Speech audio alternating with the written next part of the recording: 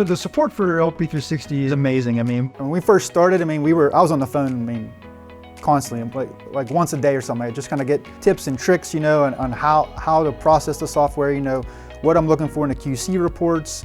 And they're really helpful, and they'll get back to you within a couple hours of you sending your support ticket in.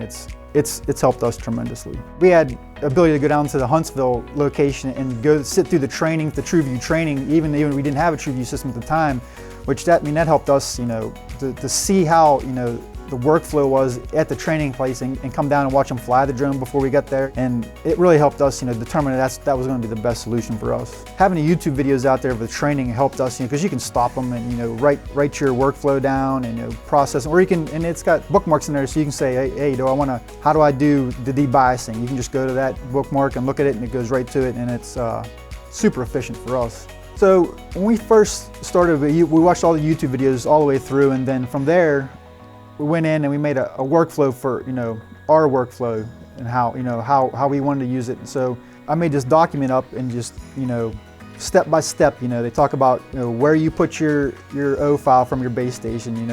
It's really in depth in how where that stuff goes, and you have screen recording on there so you can see what he's doing on the screen at the same time. So that helped us be consistent with our workflow, and that's pretty much how I came up with the workflow that we have now. Yeah, if you need help with LP360, I would absolutely recommend that you look at the YouTube videos and kind of go through. And if you contact support, they'll set you up with the right videos you want to watch. Again, if you want to just go on YouTube and look at it before you even purchase it, you can go and look through that workflow and see if it's going to fit what your company is going to do with it.